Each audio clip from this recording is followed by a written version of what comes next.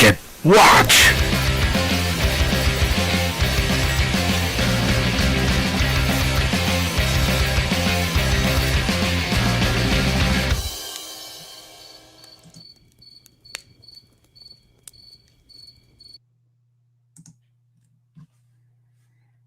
And there we are. Yes, we did. There was a little technical issue about 30 minutes ago. I'm like, I'll just restart my computer.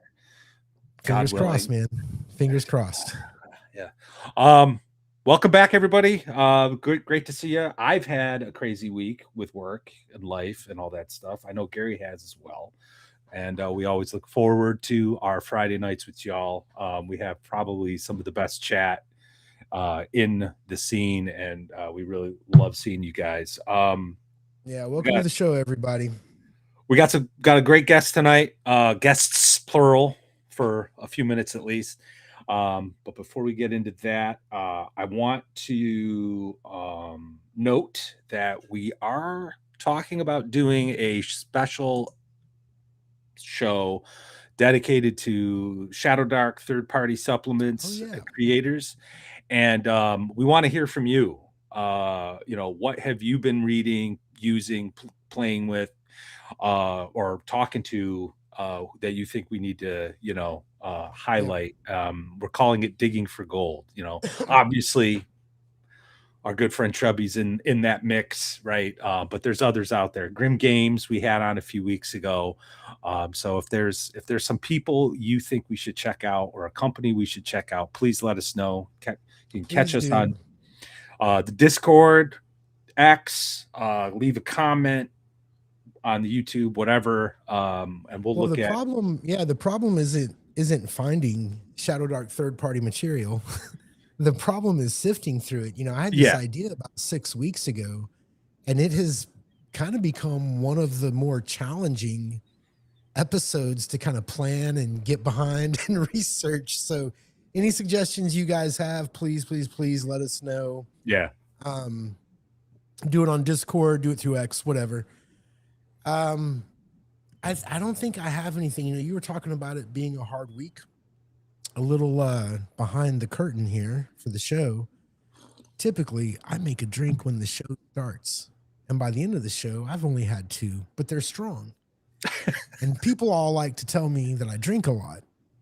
Well, the kind of week I've had, I'd like you to know that I've already had my 2 drinks. Let's welcome Ben to the show. Yeah.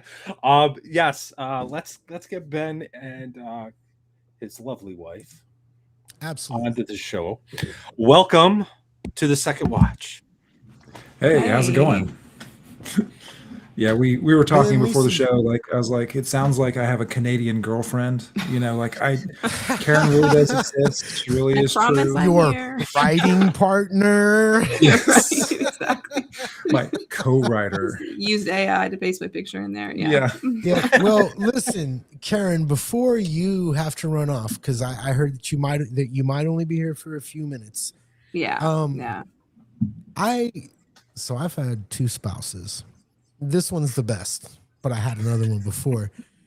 And I know that working with a spouse can sometimes lead to things like divorce, but you are working with your spouse in a creative endeavor. Like have you ever looked over him at night while he's sleeping and just thought, I can end it all right now? It's actually just been a great experience working together. Yeah, we have a lot of fun. Nobody would write the action scenes if she killed me. And I don't get too offended if he says something bad about my writing. I try not to let that hurt my feelings too much. I'm just kidding. Yeah, I've stopped saying anything bad. I just edited it out. There you go. Yeah, but we really do have a great back and forth, and it's been years since we've done this, so we're very used to it. It's a lot of fun. It is a lot of fun. It seems like such you're the only couple I've ever met, that has ever said we're writing a trilogy together, and you actually do it, right?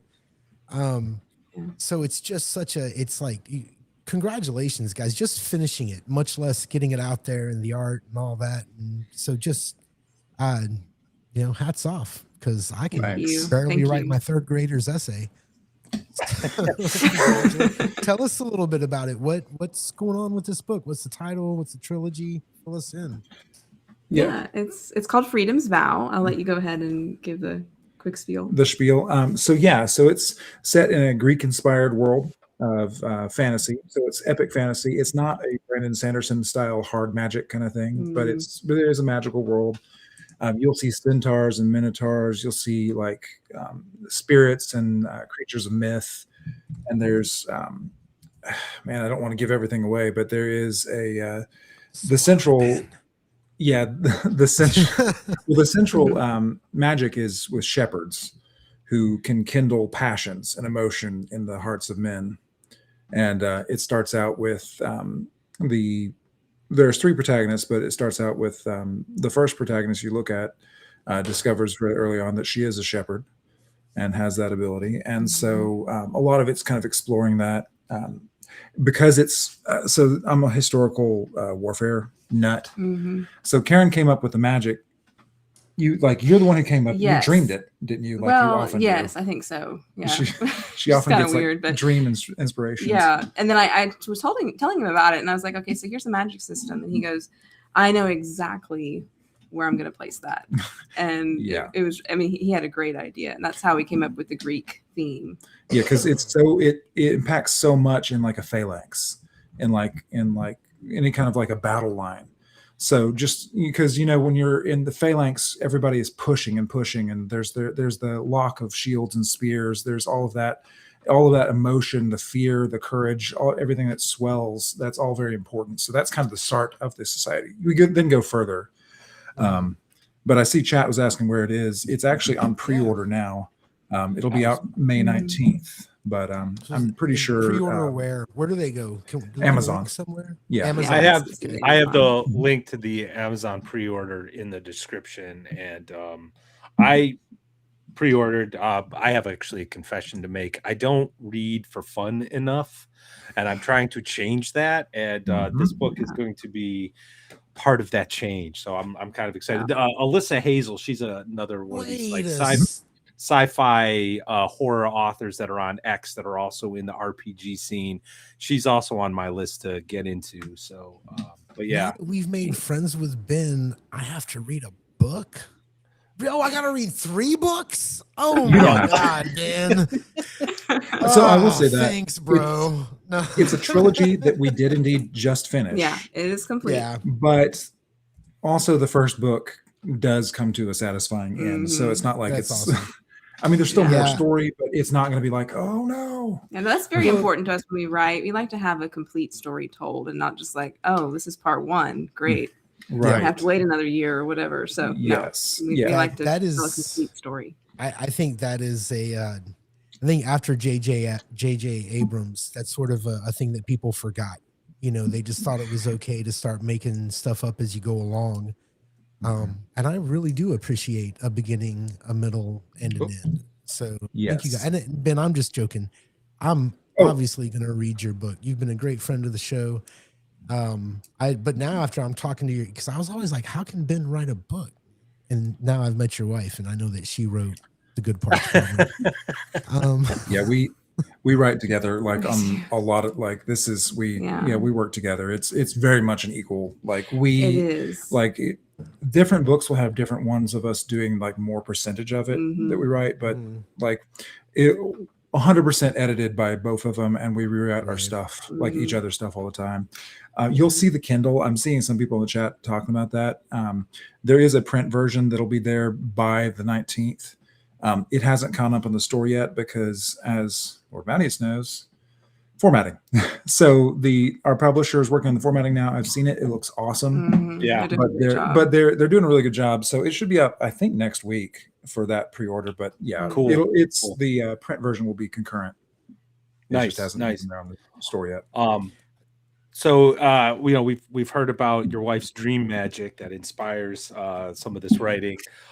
Aside from that, like, what is your guys' process? I know when we first met, Ben, you'd kind of talked a little bit about this, but now that the book's out, we have your wife here.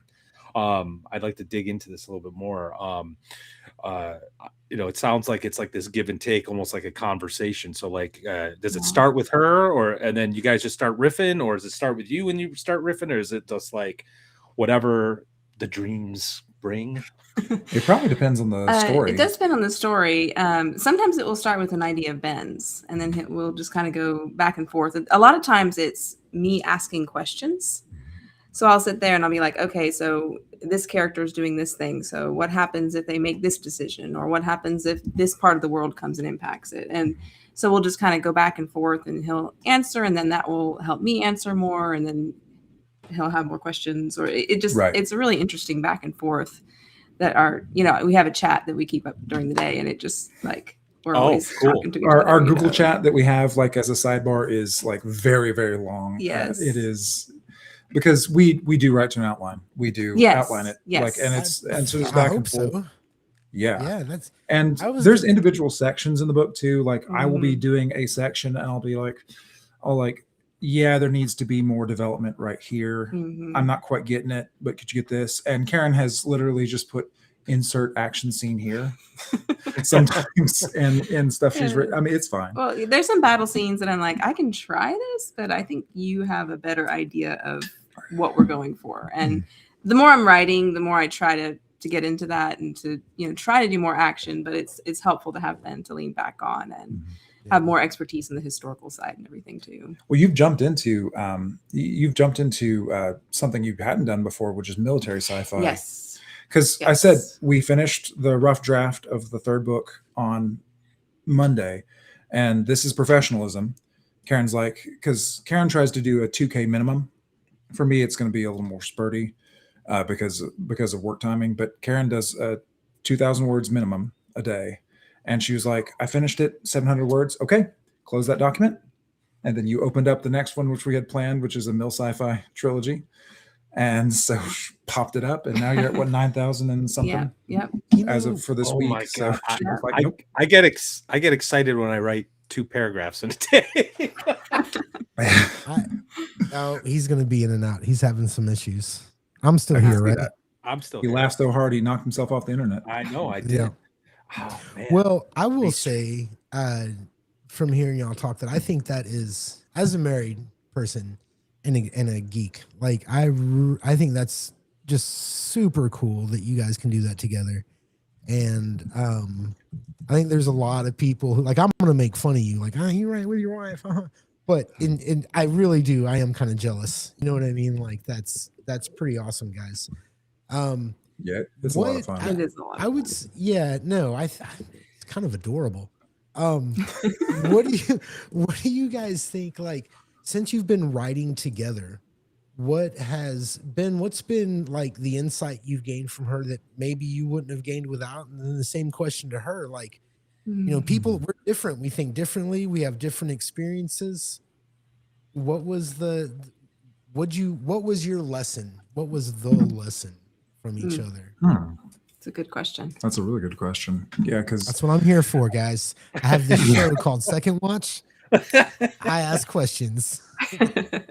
I like Karen might think differently, but I think a lot of it's not been like learning things, but the fact that we've been like writing together and doing projects together for a while. We've written a lot of books. This is the first 2 are never going to take a lot of day. The other ones might be ready at a different time, but like as we've done this, it's not like learning something new. It's we've both kind of grown, I think, as we've done that. Like because we've been married, we're like 15 years, and we've been at least involved kind of doing this stuff for like 12 years or so, like some back and forth. So it's like both of us, as we've kind of grown, we kind of grow together as we both kind of like work on this and do these things together. It's just like, it's kind of like having a kid, although the kids are way more important, but it's like, working together as a shared project, you grow as you do that. And you like, it's a big part of it. Yeah. I think. Yeah. And I would say there's like a level of just humility that you deal with when you're with your spouse writing, is like, hey, this actually didn't work. And not like becoming so absorbed with your own writing that you're like, I can't see somebody else's perspective. So it's really helpful to have that back and forth and just be like not offended by someone saying, hey, let's improve this. Because I'd say like the goal for both of us is to write something that is good. And so yeah, it's right. Yeah. Like, yeah, because both of our names are going to associate with this. That's why we're BK Gibson, like Ben and. Oh, no, he's gone. Dude, you're having issues. Yeah. Sorry about that. Are we there out? He is. No, you're back. There we go. There was one update with Restream this month or this week. So I don't know what, but anyway, sorry. Yeah, no. Hey, quick. Can I ask Karen a quick question? I'd like to know, and this is just my curiosity. Were you a science fiction fan, any kind of games or anything like that before Ben? Or this is a dude geek question, because the fact of the matter is there's not a lot of y'all out there. Okay. It's that simple. There's a woman who loves me. She's not going to like Battlestar Galactica. It's that simple. You know what I mean? It's not. Yes. So was this something that you kind of came into, or were you already kind of in that world when you guys met? I was definitely already a nerd. Like, I played Halo with my younger brother. I loved Firefly. I wasn't one of the originals who watched it, unlike Ben, but I really enjoyed that. And I wouldn't say I was exposed to a broad amount, but what I did, even what I was exposed to, I enjoyed. You were maybe a little higher on fantasy. Now you read more of a mix, but you love sci-fi like from the very beginning. I've always enjoyed sci-fi. You've always been a nerd. You introduced me to Timothy Zahn, and like after that, I was like, I'm sold. Yes. Yeah. I'm sorry to single you out, for your gender and all that. That's really politically incorrect to me, and I apologize. You're you fine. guys I don't care. Is this the first? Is this the first woman you've had on Second Watch? Absolutely. Yeah. Oh, Yeah. Awesome. No, wait. Did we? No. Yeah, I'm pretty sure this. Yeah. Well, and you want to avoid. I've thought about Right. this before. I've actually thought about this before about having a female guest, and how much I wanted to avoid all the questions that were like, because you're a girl question. You know what I mean? Right. Yeah. Yet here she is in my first. Bro, I gotta know. well, I think in all fairness, you are right. Like it is somewhat rare, at least especially for us older guys, because it was just not the kind of thing that you saw back in the 80s and 90s. Real quick, we got a super chat, $5 from Robert Stanton. Thank you, sir, and thank you, Robert. Love you, man. Have a good evening. I hope you stick around. Robert's a good guy. He's been with us for a while now. Almost since the beginning, I think. Oh, I think so. Yeah. Yeah, I was gonna say on the gaming side, Karen, Karen loves RPGs, but she's actually helped some of our friends. We play as couples together, and she's actually helped introduce the wives who are like, oh, that's weird nerd stuff. But they're like, wait a minute, Karen plays it, so maybe that's it can actually be fun. And actually, you've had like multiple other of our like friends that we play as couple. They've been like, oh wait, no, this is a lot of Yeah, they're kind of surprised about it. Yeah, I know. Yeah, they're like, oh no, this is actually great. Yeah, that is my wife. She's just like, that's weird. And I've tried. Yes. I'm not gonna push it. She's supportive though of the hobby. Like I'll walk in and I'll be like, oh hey, this guy reviewed my book and this is what he said. And she's like, well, that sounds wonderful. All right. Yeah. Well, I tell you, my wife is, I've got about 10 years on her. She's about 10 years younger than me, and I'm at the tail end of Gen X. She's at the tail end of, being a millennial, and there's just certain cultural differences that we're never going to see eye to eye on. Yep. And she has sat down, me and I was planning a thing for Easy D6 for some friends, and she sat down with my oldest son and we played through it. She's totally a good sport about it. I think the days of girls being like, oh, you're stupid, I think that's kind of over. You know what I mean? Yeah. But it is still unusual. I remember when I was a kid, there was no gatekeeping. I remember several times that we had friends that were girls that wanted to sit down and play D&D, and they just didn't like it. Right. I mean, they just didn't like it. And the idea that a bunch of like nerdy dudes from the 80s would like not let a girl play, Shit. come on. It would be like, come on, sit next to Bring me. a friend. Bring a friend. Bring a friend. Yeah. So, real quick, we got another super chat, $1 from Mercurius. Thank you, sir. Good to see you. Appreciate it as always. So, tell me a little bit about this series. Is this a military sci-fi series? Is it exploration? Give me what's the the new next one? one we're doing? no. Like, what's the pitch for this one? And then tell me you're selling this book. What's the pitch for this one exactly? Give me the genres and all that, and we can move on to what's next and adventure sites and the whole nine. Yeah. Epic fantasy is the genre. So it is like epic fantasy or heroic fantasy, if you like that. It's like has the fate of, well, the first book is like the fate of a city, and then it's like after that the next one is going to be the fate of like a region, and then the entire setting. So it's the 3C setting, which is like it's basically 3 Cs with a big central police in the middle, Greek themed. And then it's like everything is under threat. So it's a threat that builds and builds and builds. And there are 3 central characters that all have to, they all have to kind of grow, and they all have to learn, and they all have to uncover the mysteries of what's threatening them as they go. So it's classic epic fantasy, very much in that old, like old school, like we love the old school epic fantasy. We love we've always, both of us always enjoyed that. There's a lot of quests, a lot of adventures in mysterious forests. That's a really fun one. Yeah. We really enjoyed going there. So yeah, that's the genre. But there's also a lot of, so some people wanted to say, so there's something called military fantasy. There's some aspects of that. There's a lot of hoplite battles. There's a lot of phalanx versus phalanx, and there's action on that side too. Yeah, but it's not concerned primarily with the logistics, and like it's not exclusively military. I'm sorry, I thought it was sci-fi. My bad. I haven't read it yet. I'm gonna pre-order it right now. Here we go. I'm gonna pre-order it. No. So this one's fantasy, and then that's what we were saying. The next one we're gonna write is sci-fi. Although we're gonna write the first in that one and see kind of where it goes. But it's been flowing. How would you describe that one? What do you mean? Like Flight of the Fox. Genre wise, Space opera's still sci-fi, but because it follows a group. It's a logistics ship of a bunch of reservists that have been called up.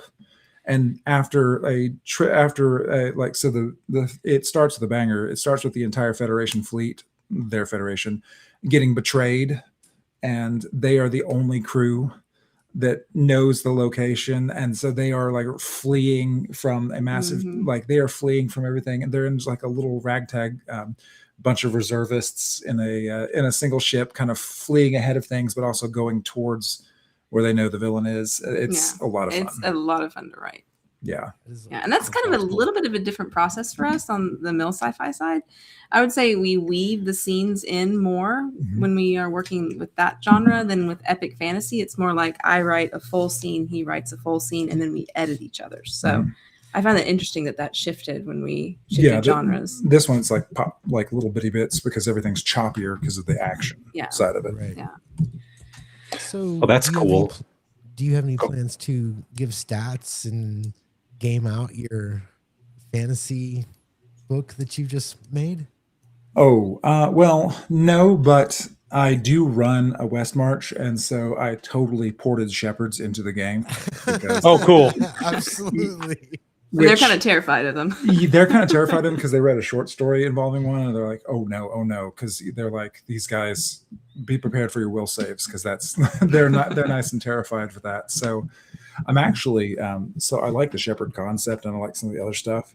I am going to be releasing on May 19th a House of the Lost Shepherd module, which I have written. I'm going to be play testing it probably tomorrow. They're bumping into it on the map. So I'm going to have it's not a tie-in, because it's not set in the exact same world. It can be used in a lot of different worlds, but it does have kind of the similar themes. And so I'm going to be releasing that adventure module also on May 19th. So that'll be fun. That's cool. So, yes, absolutely. Well, I'll definitely be looking for that too, because I've been I'm a big collector of some of this stuff, I don't have the time to just write adventures for weekly meetings with my gaming crew, so I like having modules around. So that's cool because I like the idea. I like the idea of the Shepard based on what you said so far. So that does sound really interesting. But I wanted to go back to the sci-fi military stuff. I've asked this question to Ben before, but I wanted to ask you, Karen. Yeah. I've had this problem with like gaming sci-fi. I feel like I'm speaking gobbledygook. Like like the Starship Enterprise can't take much more cotton. The flux capacitor is contradicting the warp core. All that stuff. Like, do you have a problem with that? Do you feel like your background? I don't know if I know your background. But does NASA scientist, bro, pay attention. Are they both? Yeah, I knew he was. I didn't know. I couldn't remember. I'm just kidding. But do you have that kind of issue with not just sci-fi, but like on the military side of things? Do you feel like any difficulty sort of adjusting to that?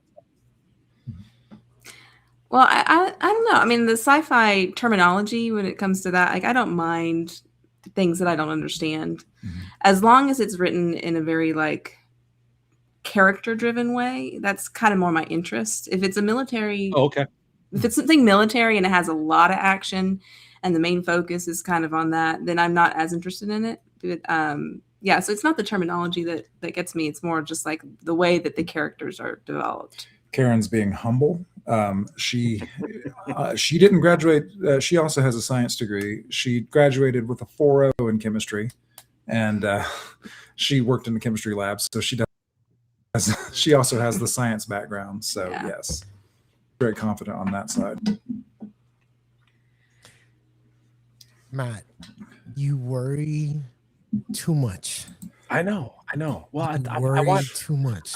It's okay, man. I don't know. I think it's the lawyer in me. I want to make sure I know. It is God. It is that you are a lawyer through and through. You cannot. It takes you. That's what it is, Matt. You're gonna be. Everybody knows what a flux capacitor is. Everybody's good with dilithium. Do you really? Yes, you do. You're good. Run some sci-fi or don't, whatever. But don't let that hold you back. I always just go to sci-fi horror. That's easy.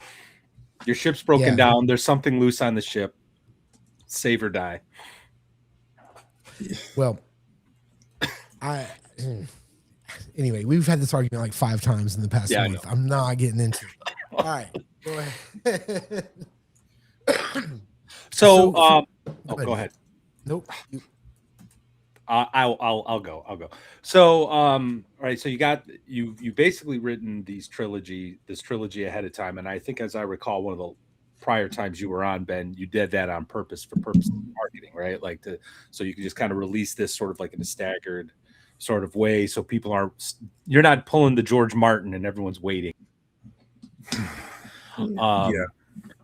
You said something, and this is the lawyer in me coming out. You said something earlier. You've written some stuff prior to this, though, but it's not going to see the light of day. Did I hear that correctly? You don't want to talk about it. No, we have, and so some of it is. Sorry, I was seeing you stutter for a minute there. Might have been our connection, but yes. So some of it is genre.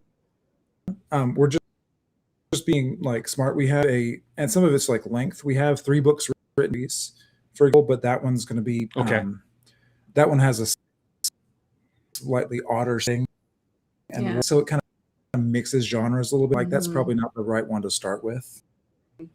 Kind of where we were. We have basically it's kind of a strategic decision on that because for a long time, we just wrote what was fun and what was interesting to us. Sure.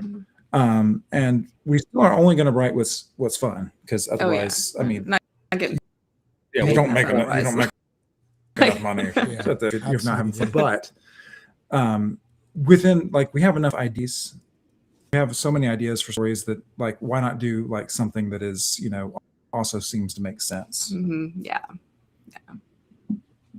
Absolutely. Do you so like we've talked about fantasy, military, sci-fi. Are you guys interested in any of the more I don't know how to describe it, like magic realism, some of these other like highfalutin literary sides? Have you guys have experimented in that? Have you thought about kind of going in that direction at all? So to be honest, we're probably It's pulp. not freezing up on You know, you. like we have a real pulp like feeling in what That's like kind of what, the general theme of what we do. Yeah. We Mhm. I mean, we like to have some deep themes, and certainly like when you're talking about human characters, like if they're real, it's gonna touch some stuff. But I feel like our job is to entertain first. Sure. So if we have, Yeah. you know, if like I'm happy bringing in some like serious subjects and like deep stuff there, but like the literary experimental stuff, I'm like, we like pulp stuff. Like Yeah. both of us enjoy pulp Yeah. stories. Both of us have as much fun with a bad movie as something really, really good. Like Sure. And so Yeah. if No, I hear you. I've ideally always it's liked well you. You done just and keep pulp. giving me more reasons. Yeah, pulp. No, that's. I think a lot of people when they're writing, especially when they're starting, because I've known a few writers in my time, and they really feel like they have to be serious, and they, you know, all the things that I kind of feel like when you're writing something, you should feel the same kind of excitement as the books that made you excited to write, you know? Right. And I think anyway, I really I think that's a good way to go about things. And I love pulp writing. I have a hard time sometimes with sci-fi that's a little too cerebral. Like The Expanse. I'm not that guy. What'd you say, Matt? Like The Expanse. Fuck The Expanse, dude. Excuse my language. I can't. And no, we got this, and let's do some math and solve a problem and more math and whatever. I don't care. Real quick, another super chat from Robert Stanton. Thank you, sir. $10. Thank you again for your time. I absolutely love this. Well, thank you for being here. We really appreciate it, Robert. Seriously. Yeah. So I was going to say what it is because you guys. So yes, absolutely. Well, Karen, you're about to turn into a pumpkin. I'm gonna head out, but it was great Thanks for talking being with you here, guys. it was really nice meeting you. appreciate it. Congratulations on the book. I'm looking forward to reading it. Thank you. I'm so glad. Yes. All right. No, we're excited about it. Yeah, so we really are. Yeah. Okay. Love Well, you. Love you too. Thank you. Thanks. Thank you. Yeah, she does not stay up as late as I do. As a rule. Yeah. But Hold on. I got to make sure somebody thinks I'm talking about meth. I'm talking about math. Math. you know, math is the math of Yeah, there's a math. difference. Here's the thing. This is what it comes down to.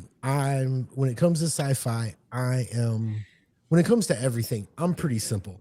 Life is complicated. When I'm being entertained, I don't want it to be that deep. I just want to be entertained.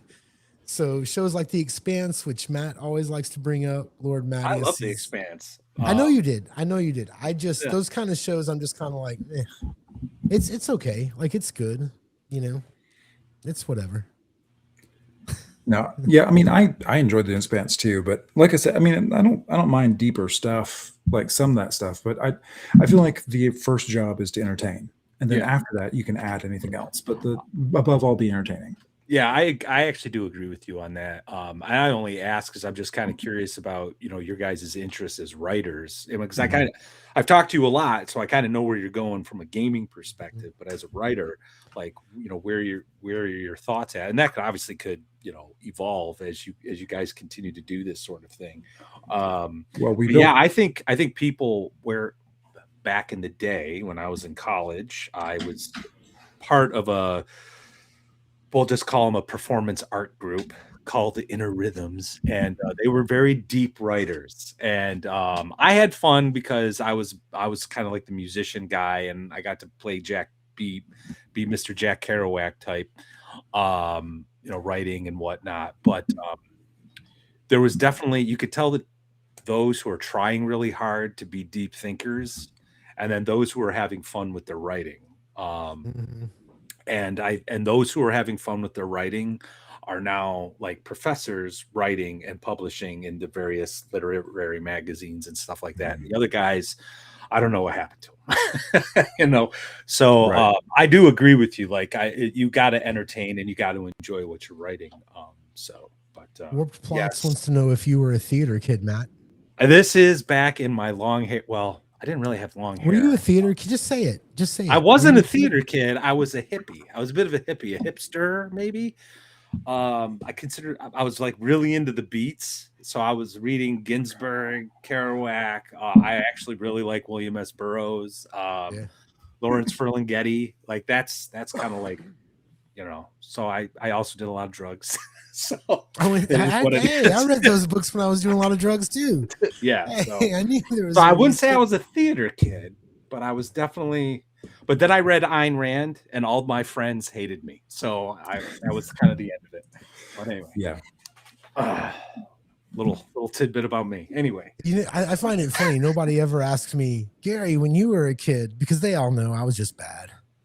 I was just bad.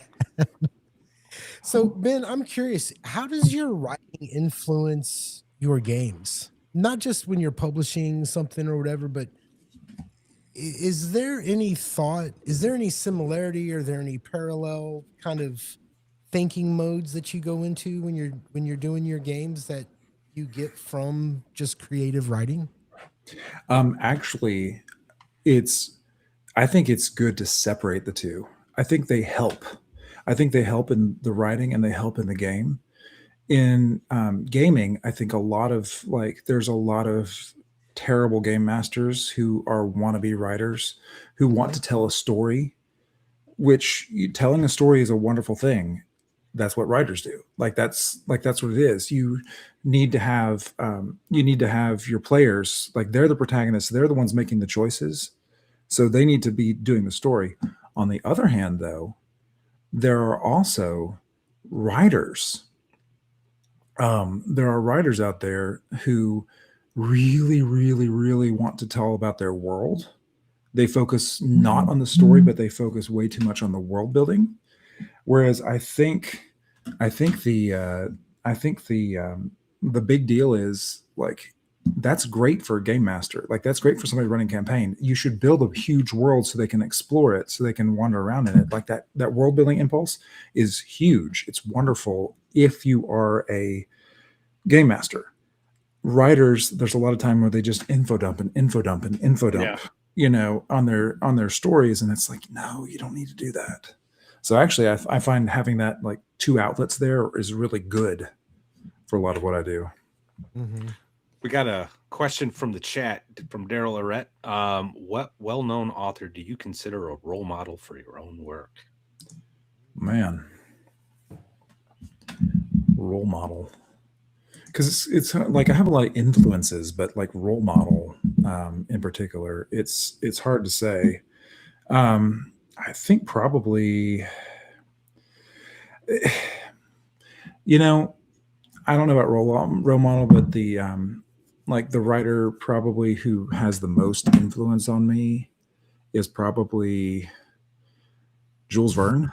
Like just as like in terms of like formative to my childhood. Sure. Yeah. You know, we're talking like we actually, you know, you send out novels and you get it back. We have a middle grade boys book we've sent out called Wonders Beneath. It's all about exploring underneath the earth and speculative biology stuff with like cool creatures, like there's all kinds of cool stuff that a bunch of fourth and fifth graders are exploring way down there. It's fun, but it's very much, I was just looking, I was like, wow, this is very Jules Verne inspired. You can clearly see I love Jules Verne. I loved like all that mixture of like having people like do the science, having people do the exploration, but always first have an adventure. Like it's more important for Jules Verne to have the adventure, and then he does the science and engineering and everything else. Sure. I can't agree with you more. Matt, can I please take discos? Sure can. It's been a while. Thanks, Disco. $5 super chat from our brother in arms, Disco Barbarian. Yar dog brothers and sword sisters, crazy ass week, glad it's done. Space warp achieved. Neon sign fun, entertain me. I got to get that neon sign. Everybody wants me to get that neon sign. I'll get the neon sign. I will. Thank you. Thank you. Real quick, Disco. I just want to say that you have been here since the beginning, and you've always been really, really good to us. So I really thank you for stopping by. Thanks for the super chats. We appreciate it. And also, you posted on Twitter this picture of like mirrored tassels. And I just want you to know that my mom was a disco queen, and all my babysitters were disco queen. I have seen that on roller skates, my friend. Anyway, back to the show. That's a lot there. Oh, because it got lost in the stream. Somebody with I forget who was asking. Somebody was asking for like writing samples. He was saying they like that. Oh, yeah, I saw that. Yeah. Yeah, we actually on our website we have like a newsletter sign up, and we have a freebie novelette that we just give away. It's set in the same world as Freedom's Vow. So it is like, it's not the same characters, but it's set in the same world. And so we have that as a freebie giveaway. Cause I mean, I publish all of my adventures, like pay what you want, unless there is like a royalty split for an artist. Like, because what I do is actually, I was like, please download it. And then if you enjoy it, pitch in a few bucks. Like that's usually what I do. And I kind of also like, you should be able to sample. Like you should sample like what you're doing. If you want to do that, by all means. And so that's why we have the giveaway. Like, sure, by all means, sample it. We've been in some anthologies and stuff too, but yeah, I just wanted to like let people know if they want to do that sample, we give that away. Yeah, I got a link to your website blog in the description below as well, and that's a great place to start looking at everything Ben's been doing and going from there. So yeah, including the top post on the blog, right? Yes, there is that one. Yeah, just real quick, we got a Rumble rant from Ultra American TTRPG, $2. Trying to spend my money elsewhere, so I stopped buying more RPG books when I currently don't have the room for them. LOL, I may have a slight problem. You and me both. You and me both, Ultra. Good to see you. Thank you for the Rumble rant. I'm actually been going to eBay with some of the stuff I know I'm not going to play and just trying to just get rid of it. Give it to someone who's going to actually use it. So, yeah, we can talk about that. I feel a little awkward because this is like a stream about you, but we could talk about what your thoughts are on my book, The Living Darkness. Here we go. He said, that kind of like lets me use the word ambitious. That made me happy. Well, I mean, that's kind of one of the other things I do that I put a lot of effort into. I run a lot of reviews, and I love reviewing stuff. Like I try to be entertaining when I'm writing a review too. But yeah, you were kind enough to send me a review copy, so I like took a look. It was big, so it took me a while. Oh yeah, that I kind of expected that. And I appreciate you doing it. But about your reviews, even about the adventure design contest stuff, like your reviews are really informative. Like you're not just like, hey, I like this, and like I'm actually trying to improve my reviews after reading yours, and being, you're just like, I like this. This seems to work. This didn't work, but at the end of the day, I would run this or I wouldn't run this or whatever. Yeah, I think your reviews are great, and I love the fact that you do the was it the Monday random thing I found on it? Yeah, the crapshoot. Yeah, that's fantastic. Yeah. So, we got another super chat here. $10 from Daryl. Thank you, sir. Info dump style writing about the author's world building is probably what deters me from sci-fi reading in general compared to my fantasy reading. I appreciate your view on that. Mm-hmm. Thank you very much. I actually kind of agree. I'm trying to get through Dying Earth, and there's times where I'm just like, because he's like creating all these new places, and I'm trying to piece them in my head, but then he's like putting all this extra detail in. It's like, I mean, I like it, but at times I'm just like, my eyes glaze over, and I just kind of skip a paragraph and move on to the next one. But anyway, thank you, Daryl. Appreciate it. Appreciate it, man. But anyway, yeah, I think your reviews are great, and I think they're informative. And I think if you're interested in doing game design, a good place to start thinking about at least one way to approach a module is reading reviews, especially Ben's, because like your Well, focus is that adventure site. Like this is the reason why players are sitting down at the table. They're going to go to this place. Is this usable? Is this fun to use? absolutely. And that, I think adventure sites, I think we're about to just kind of cascade into adventure sites for a little while. Yep. If you don't mind, Ben. I'm all for that. Yeah. So refresh. I know, if we can just get a quick refresher of exactly what adventure sites is, and I know you're completing the 3rd volume. I expect there will be a 4th because that's who you always. are. So Yeah. give us a little breakdown of what it is and how people can participate in this. Yeah, so I run an annual contest, the Adventure Site Contest, where I ask for basically anybody submits, they write an adventure site. An adventure site is not like, it's not a big dungeon. It is a focus, something usually that should be like a session worth of work, something you bumble into, you have an adventure there, it's self-contained, but it can also be, I give extra points if it's something that can be integrated into a lot of different worlds. You're talking about like the use that is, I always need more content. Again, I run a lot of games. I run a lot of stuff. I am always looking for more. I mean, I write a ton, but I'm still always looking for more adventure sites, more ideas to put in there. So I'm like, anybody who wants to can submit. What we did this last year, and I think we're going to go next year, is 2 pages of content and then map. Normally, I did not limit the maps this time. One of the actually finalists, so one of the top 8, had, I think, 6 pages of maps, and they were gorgeous, beautiful maps. That's also probably too many maps, so I might limit the number of map pages. It just to go into the stereotype, it was the axe guy. But they were beautiful. I mean, Yeah. Genuinely just like incredibly well designed, beautiful maps. But anyway, so the top 8 get published in a free compilation. The adventure sites, like just 1, 2, and now 3. I'm getting the finalists if they want to do any final edits or do a little bit of modification, like radical rewrites, but just a little modification before I publish. They're allowed to do that, so I'm letting them do that now. The top 2 are given a free adventure from Malrex, the Merciless Merchants. He gives them that, and they get the glory, especially the king of the adventure sites. I say that if any king of the adventure sites comes to me in person, I will give them a BK Kids Club crown, just because they're in charge. But no, the adventure sites were awesome this year. There were 40 entries. So the most valuable thing, I think, is feedback. It really helped me when I started doing my adventures. It really helped. I mean, it helps anytime you're doing any kind of creative endeavor.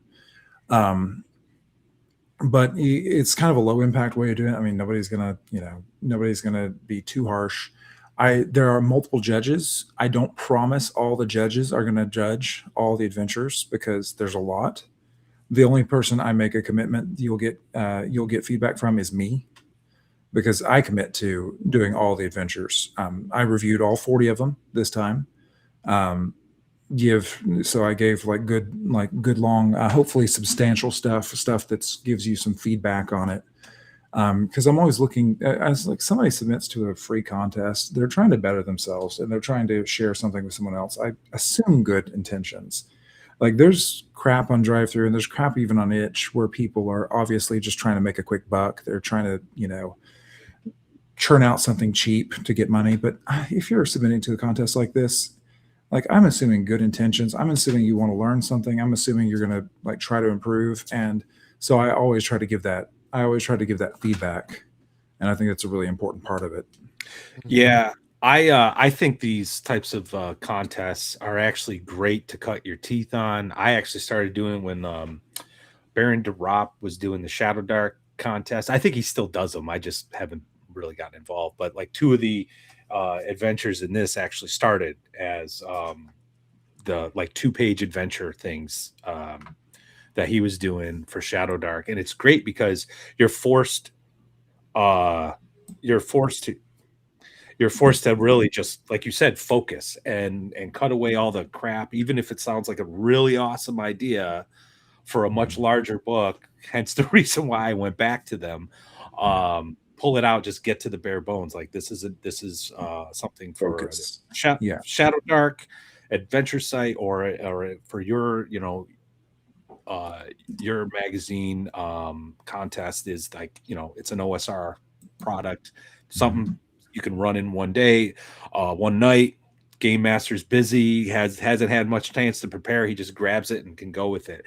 I think it's great because that limitation really forces you to be more creative, and I think that's actually more useful. In fact, so someone I've been talking to try to pitch something for publication, and I actually wish he would just come back and tell me what he's expecting, so then I could tailor and actually, because right now I'm kind of like in this, like I'm awash in freedom and I don't know which direction to go. You know what I mean? Exactly. No, anything that focuses you is good. Actually, that bounces to another little project we're on, which is there's the Annals of the Arn Empire that Alexander Macris is releasing. It's Arn Empire's like his Axe setting, his Arn Empire setting. It's a bunch of short stories in that, but he did a great idea. Each one of the stories is focused around an item from the treasure tome. So that was a great, like, limited. Don't just do anything. It is very limited, very like focused, and it's like take one item from the treasure tome, build the story around that, and that's a great way of doing like focus. That gives you like some limitations. Limitations breed creativity. I think that's a big important part that a lot of people miss. I mean, you feel like a little constrained, but that constraint gives you the creative edge, because again, if people don't have constraints, that's how you get those, what we were talking about, the 50 pages of backstory stuff that you don't want. You need those constraints. Yeah, that Annals of the Arn Empire is such a great idea too, because like the treasure tome, like who would have thought to do that, right? Mm-hmm. Like when you think about putting like a narrative work with your game world, you would. I think most people would think Margaret Reese, Tracy Hickman, Dragonlance. We're going to tell the story. We're going to tell the story of the Lance. But this is such a great idea because it's like these little vignettes. I can't wait to read these. I can't read your entry because it's just these little vignettes that are going to give you a glimpse into what the Arn Empire is from various perspectives. And that'll actually just improve your game when you're sitting down playing Axe, or heck, any game in a similar like Ursat's Rome type place. So I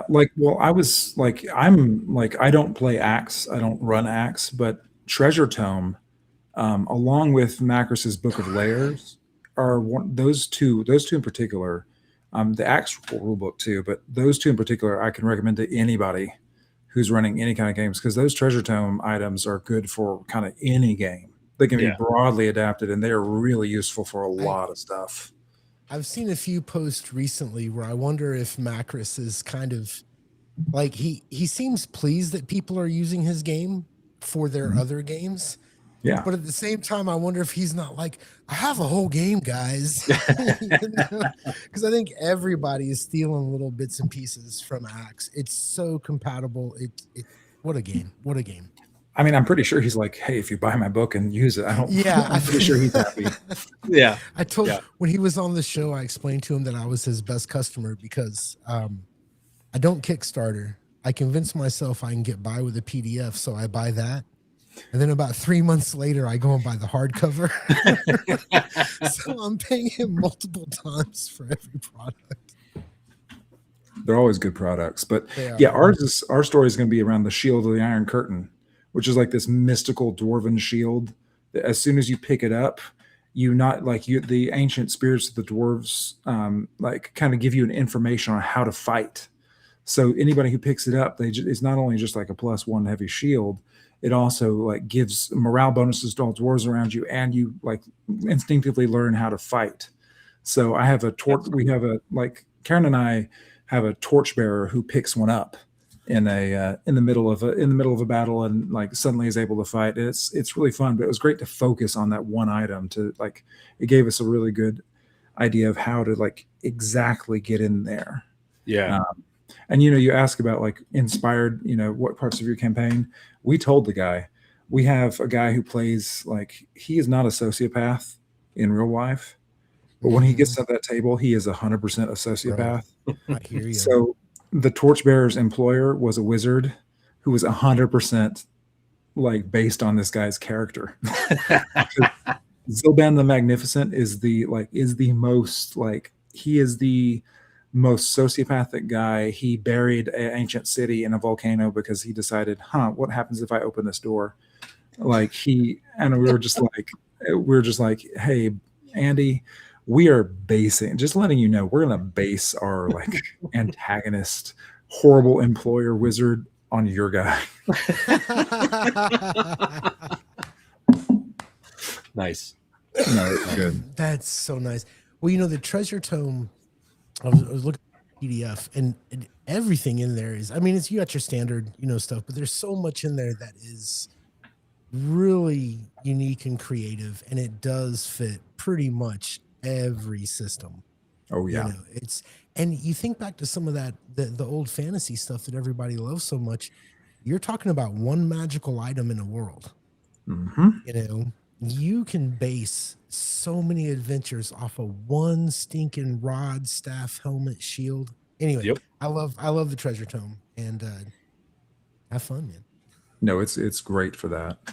But yeah, sorry, that was a little to the side, but I thought it was also kind of relevant with what we're doing, like the limitations. I saw Shellback Bo was like looking for, like, he was kind of thinking about his Wandering Inn thing. I was like, the Wandering Inn, unless there's usually a fight, that's not like an adventure site itself, but that tells me that you have that Shellback Bow, you have the you have a desire to have like something that's pluggable, an adventure site there, like you have an inspiration. You should definitely submit next year. It's usually so the submissions are usually around the holiday time, so usually October through December is when we have it open. And then we do the release of all the reviews. I do all the reviews January through February. Other judges kind of get their take a little time. That's why it took a little time for me to get the ratings from the other judges. But right now we got it all together, and it always does great things. But anybody who wants to just like fiddle around, there's some people who have incredibly polished stuff that is just gorgeous. And I always say, this is not an art contest. I will say, there's one guy, Squeen, he's calls that because his name is actually Steve Queen. That dude he fully illustrated his site.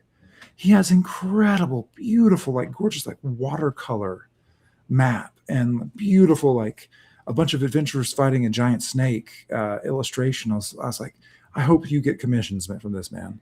The adventure site found finalized. There was some good stuff on it, but some, but I was like, you would have won if this was an art contest, which is kind of what the one-page dungeon contest became. Right. Because one-page dungeon used to be all about useful stuff, and then it became art. It's all about art. And so people have these gorgeous, completely unusable, single-page spreads that are just, like, wow, this is wonderful. How am I going to use this? Right. How are we actually going to play on it? So that's I think we've talked about this before. It's kind of like Prince of Nothing's no art punk contest that he does. I think he's still doing it. But yeah, I encourage everyone to do it. I did it this year. I didn't win. That's fine. But I got some great feedback. I got some great feedback, not only from Ben, but that's fine. I'm not hurt. No, I'm just kidding. I'm kidding.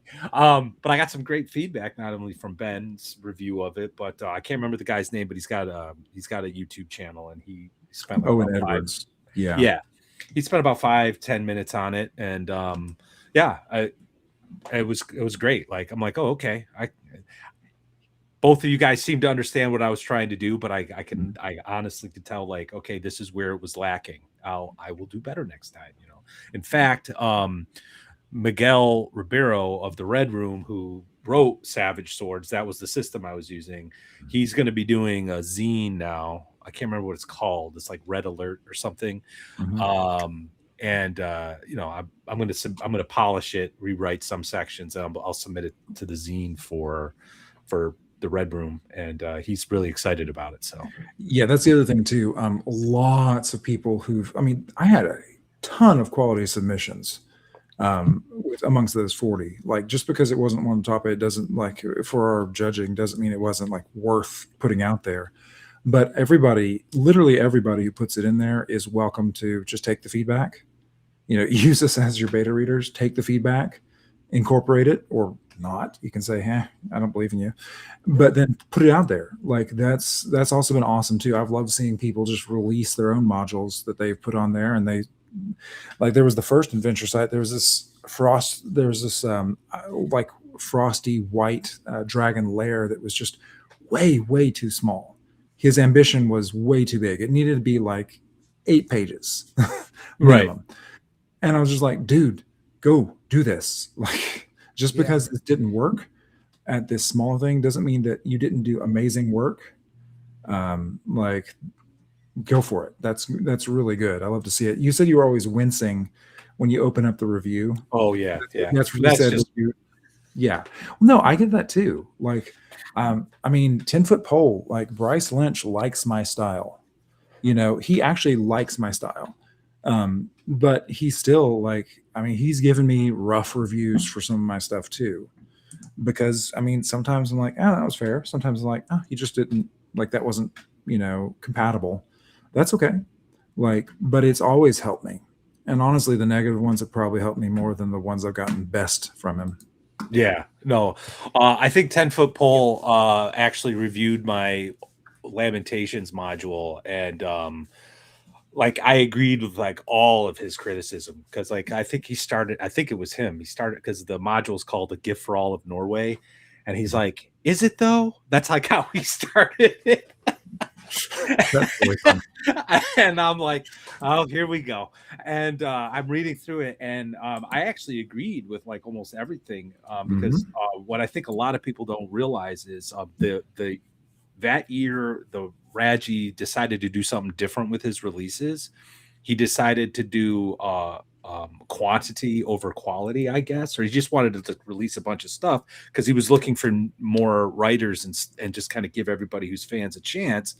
So he had like this idea for his brochures that he always does, and ended up being Zach S doing it. But everybody who submitted, myself included, didn't get picked. He goes, "You have 10 days to turn that idea into a 15-page thing. Here's the theme."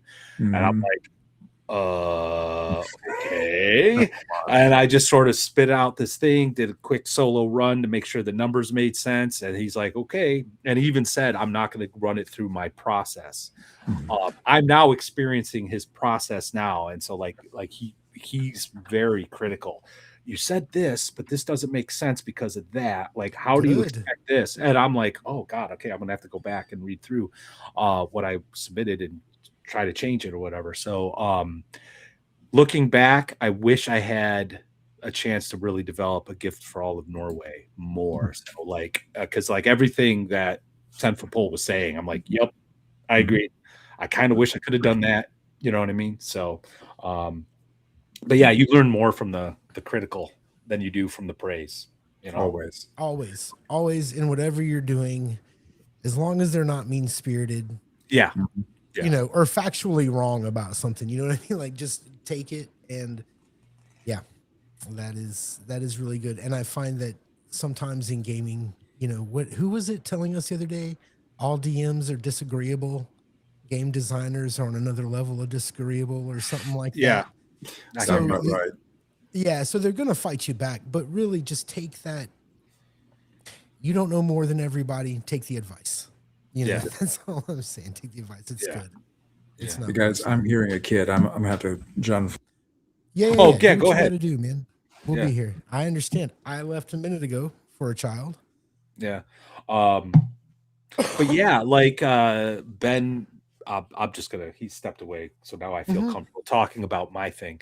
Yeah, he did a review of The Living Darkness, and he said right out of the gate he's not a horror guy. but he dug the advice I gave. He also noted that at least 2 of the 4 adventures in there were adventure sites, so were right up his alley.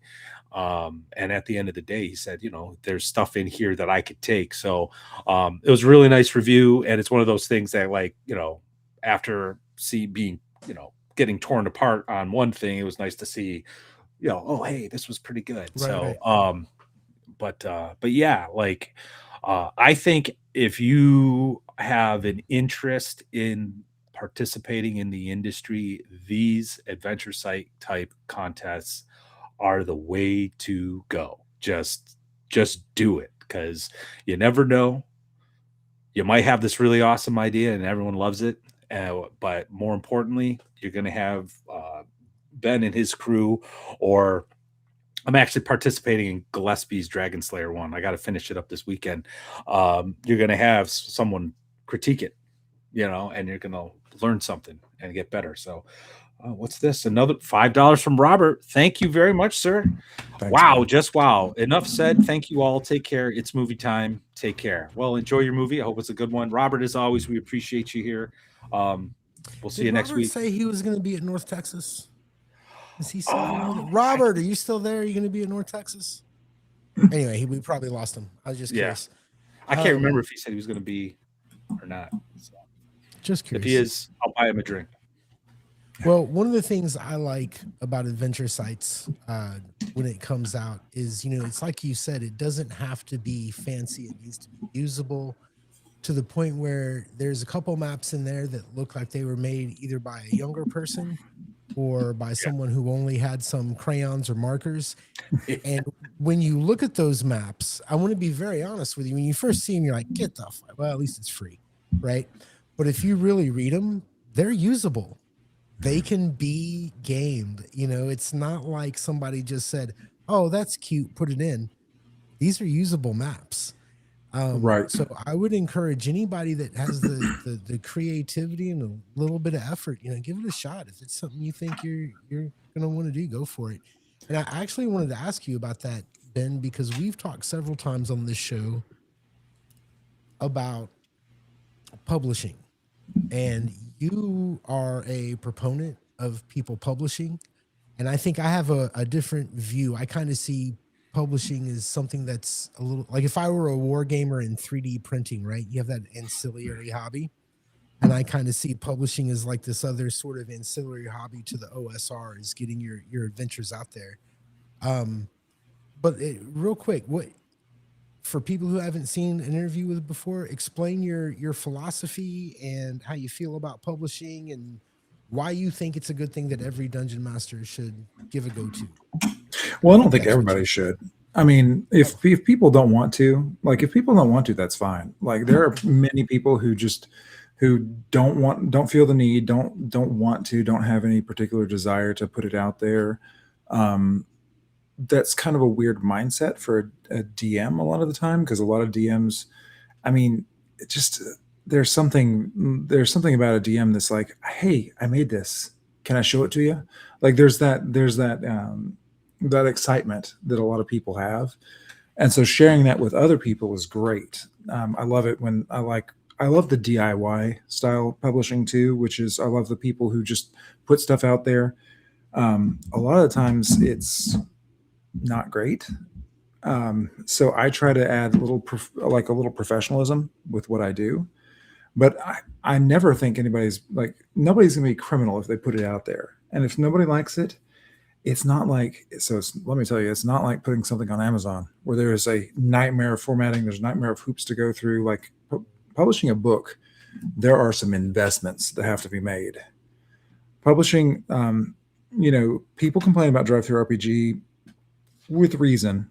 There's definitely some issues, but compared to Amazon, they are incredibly easy to work with. They are I was going to say, compared to like working with Amazon stuff, which is just a mysterious giant corporation, you have no idea.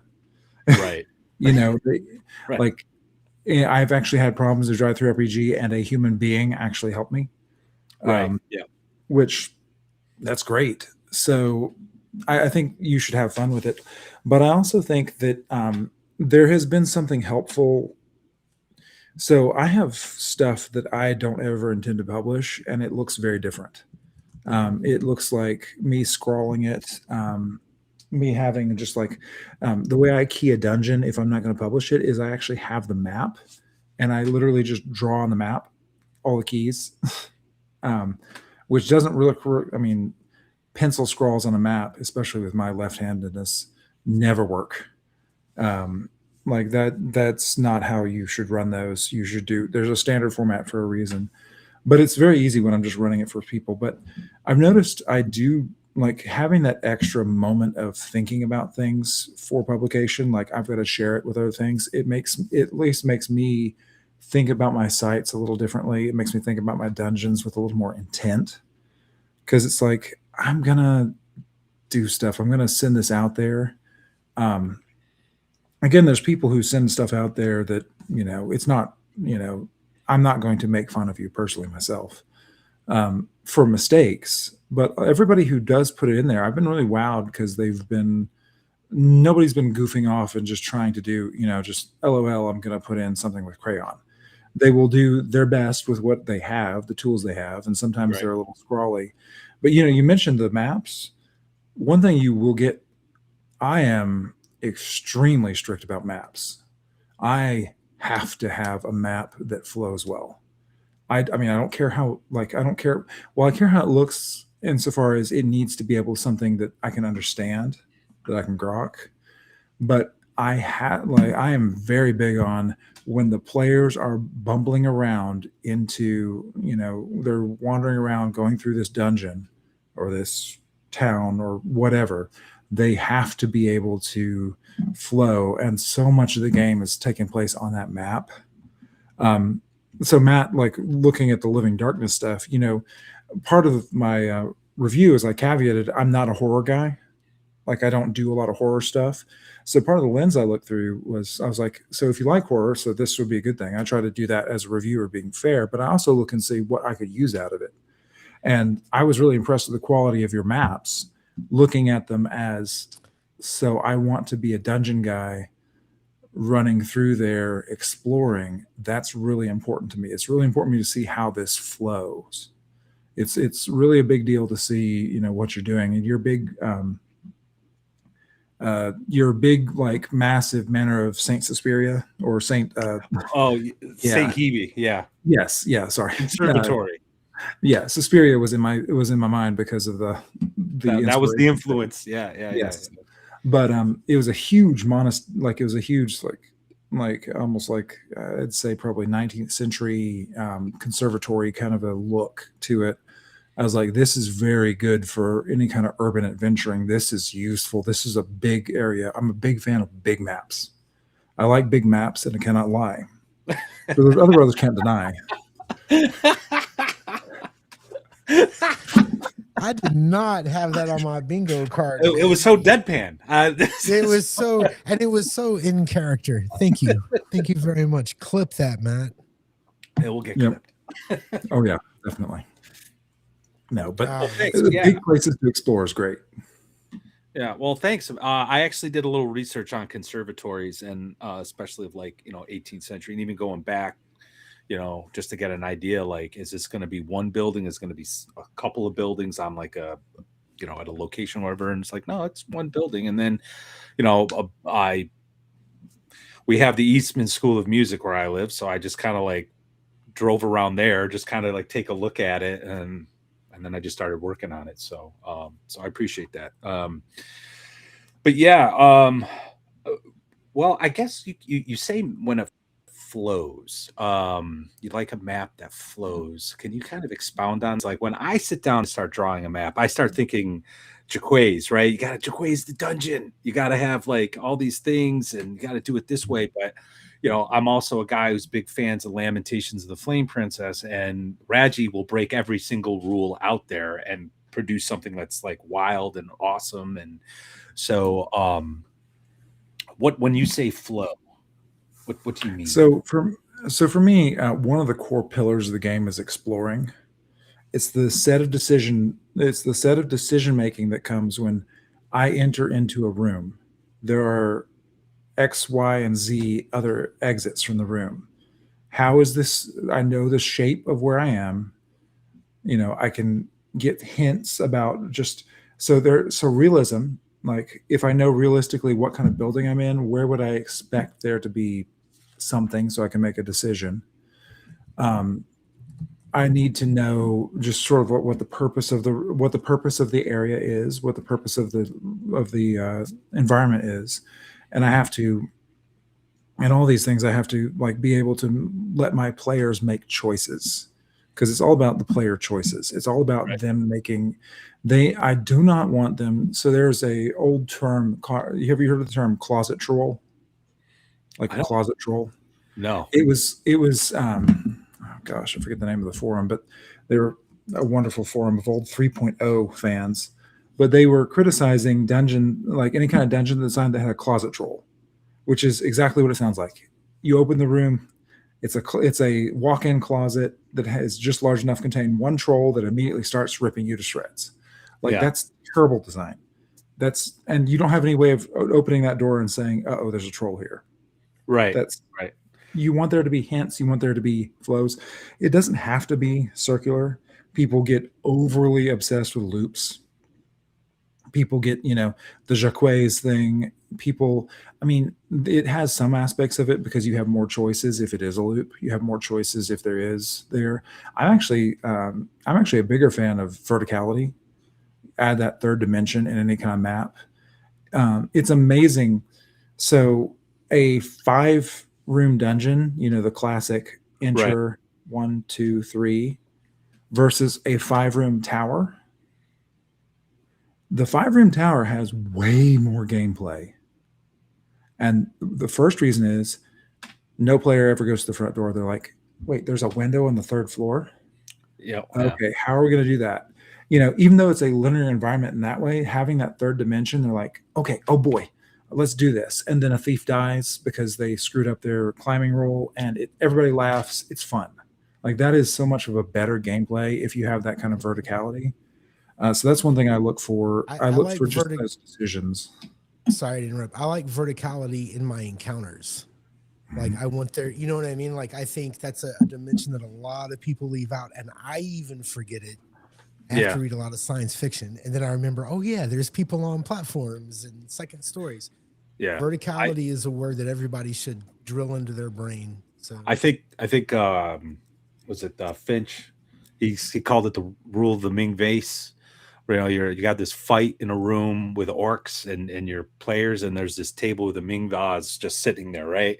Like what's happening to it? Like really use the environment. So verticality, the environment. Yeah, I always try to keep that in mind, and I try to encourage my players to kind of do that. That's why the 4D guys I think are interesting, because they're doing that sort of thing. They're playing with the vase, right? So, but yeah, no, I just ran Tower to the Stargazer for Erudite DM's channel. We had a lot of fun. Their first time running. Well, Erudite's played Lamentations with me before, but I think it was the first time for the rest of them. And there was just a lot to do, and there's just 1 or 2 rooms per level. You know what I mean? But there was the threat of what's going on with this wizard's tower. There's the wizard somewhere in there, and then obviously all the fun crazy stuff Reggie put in there. So I agree but I don't know where I was going with that. It's getting late. No, we're good. Now the adventure sites thing, every time you talk about it, for whatever reason I've got it in my head about publishing was never really a thing that I was that interested in, but I do have a lot of friends who publish, and they're always like, you should do something, whatever. And I guess my thing with publishing, and I think this might be true of some other folks as well, is that there's so much good stuff out there, right? And a lot of times I feel like if I don't have something really badass to offer, I'm just doing my version of this or that, So I just have this complex about it. But I just talked to a really good friend who has published quite successfully a few times. And he's just like, man, you never know what people are going to like. You just never know. And it's kind of changed my view on it. And as you talk about it, maybe I'll do, as the guy who is publicly professed not really understand dungeons, maybe I'll throw a dungeon together. We'll see what happens. Well, you know, if you want to make an adventure site and send it into the next one, like you'll get feedback on it, and you'll see, you know, stuff you screwed up, and then you'll see stuff you enjoy, and that's kind of I've loved doing that. I've loved seeing people like push their stuff out there after trying it, and it's great. I think the thing, you know, part of it is, and I think I'm in kind of a fairly unique situation. I know so many good designers. You know what I mean? And when I start putting something down on paper, it's like, fuck, why don't I just use Rob's book? You know what I mean? Or why don't I grab an adventure sites? Or, you know what I'm saying? It's this whole thing. And I find that my dungeons are not, when I do make them, I never understood the dungeon. I always have a ruined temple, an old wizard's tower. Like there's always a reason for it to be there for some reason. Anyway, I'm just blabbing. Dungeons have always confounded me. I've been playing D&D since 1981, probably. Well, so, I actually want to I want to maybe get Ben's take on this, because this is something I've been messing with, and I actually tried to do with my adventure site. Try to tell a story without telling a story, like using the map to tell the story. So like the players, like, oh, this is a ruined temple in the middle of the jungle. And as they're going through it, they start seeing things about the temple. I even I like drew the map out originally. And then I'm like, what happened to this temple? Well, there was this calamity. And then I just freaking I broke the temple in half and created like this chasm down into lower depths and all this other stuff, and just to kind of create that air of mystery, right? And I'm doing something similar with my Dragon Slayer submission, trying to tell a story without telling. Oh, there like he goes. Story, and just letting the map and like I think this might be keep going. You're good. You're good. Okay. But yeah, use the rune contents and the map to like try to tell like the story as the players are kind of going through it. And as opposed to, and just kind of ties into the closet troll. Because you said the closet troll, and I thought of the 10-foot by 10-foot room, famous room in Tonnisborg that's got like 9 wyverns in it or something. But that's like old school design where they were just kind of throwing everything in there, right? So yeah, I don't know. That's kind of like where I'm at with like dungeon design. Like I don't want to just, like, I get the argument that you could approach the dungeon as sort of like the mythic underworld, and that's why it's random, and that's why doors are kind of evil and they'll slam shut and all this other stuff. Like I get that, but it doesn't have to be that way. And for me, I don't want to necessarily say I want my dungeons to make sense where like I'm going to have every privy driven, drawn in, but I sort of feel like there needs to be a story to the dungeon. I don't know if that makes sense. No, it makes perfect sense. And part of that is, again, trying to let players make choices.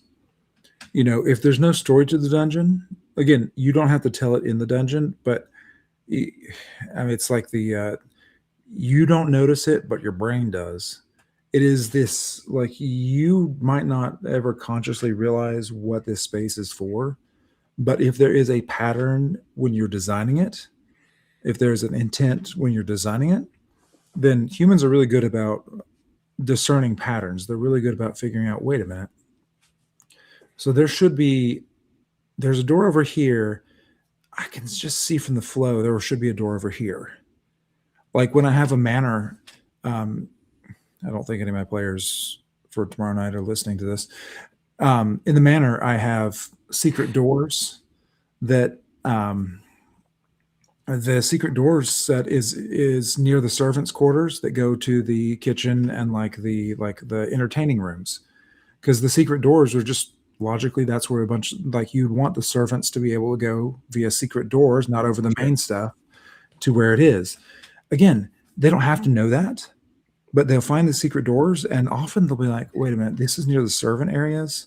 I bet there's other secret doors here. Or like, oh, so this is the kind of place, this is the kind of environment that has secret, like quiet ways of going around. Just because when this place was not overtaken by insane minotaurs and ghostly spirits, before that, it was a place. It was a place that had a real story. It was a place that had a real purpose.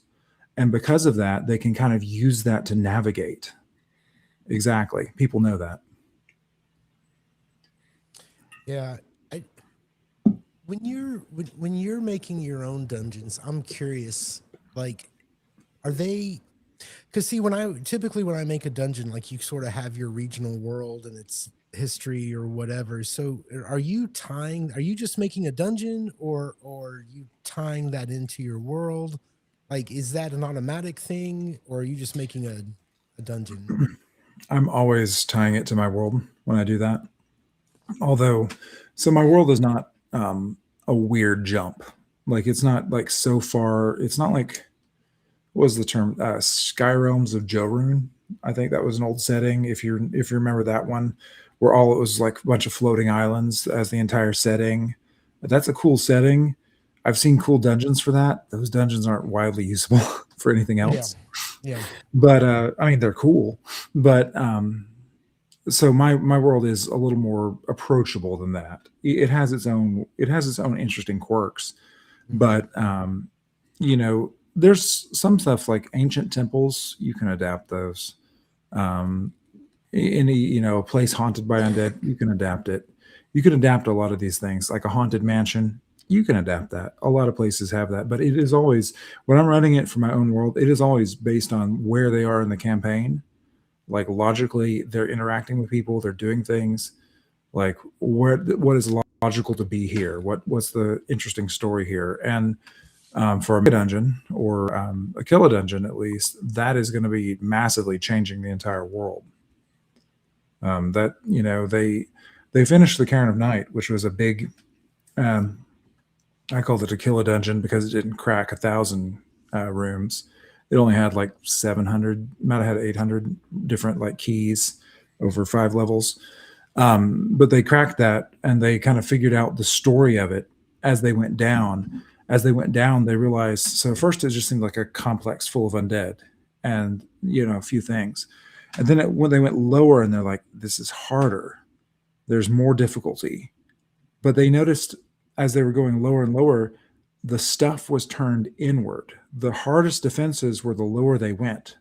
The tougher stuff was the lower and lower they went, until they eventually got to the final gate, and they realized, oh crap, we have been destroying defenses that this ancient race of, like, now they're undead, but the ancient old men were using for this gate to the outer darkness. That they were using, this whole place is a fortress that we've been coming in from the backwards part of it. That the whole place was a fortress designed to contain this gate to the outer darkness.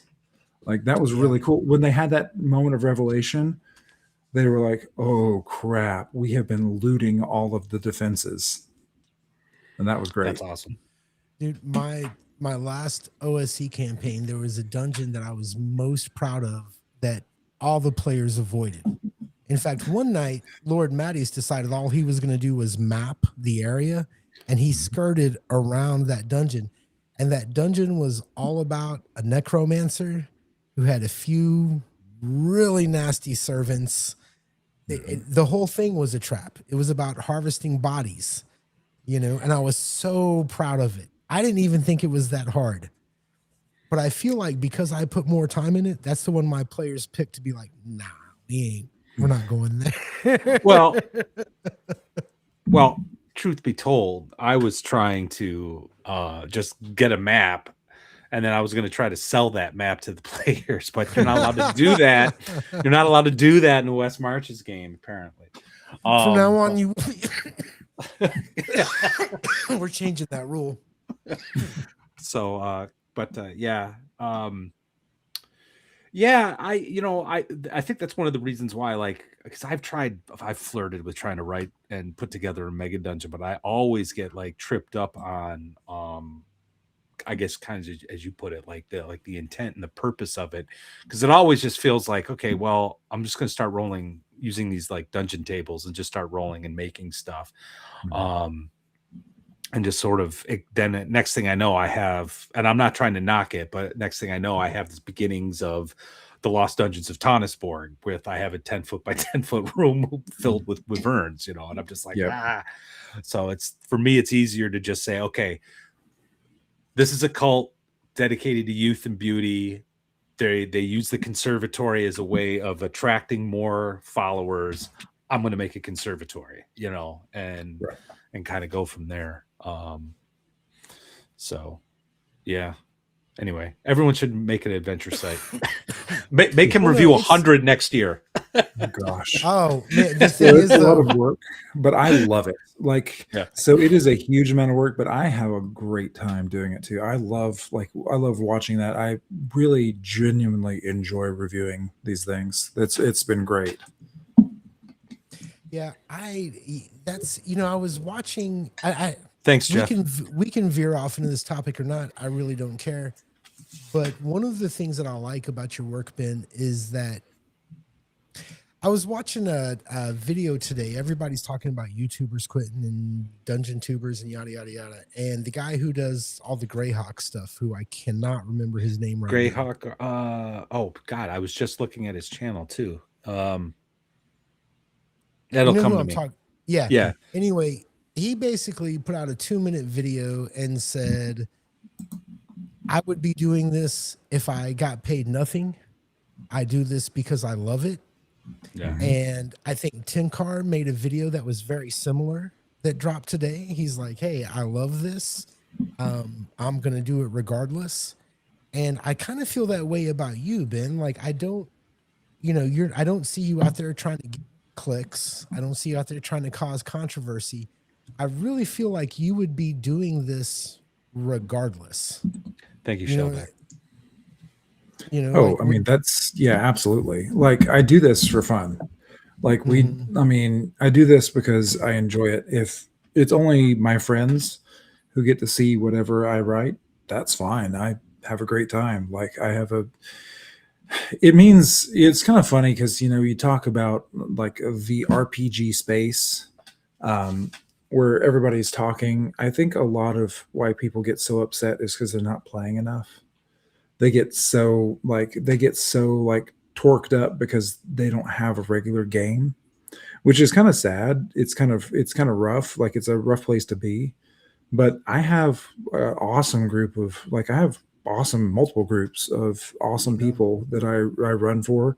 I would happily just do stuff creatively for them. I always do this. Like, it's like Karen and I, we write. Like, we would write for free. Like, we really hope that these novels go well. The hope and desire is there because it'd be nice to be able to make it worth the while. Like, the thought would be, right now our kids are younger. I'll just be frank. Right now our kids are younger, so she's home full time with them. But her thought is, once the youngest goes to high school, like, are we going to try to make like this is her thing, or is she going to go back in the workforce? It's kind of a question of, well, we'll see that. But it'd be great to be able to do more of it. Yeah. It'd be great. It'd be great to be able to make a living, not a living. It'd be great to be able to make a gig about it. It'd be great to be able to see it. And I'd love to have more people enjoy it, but we would absolutely still be writing stuff if it was just us doing it because we enjoy creating.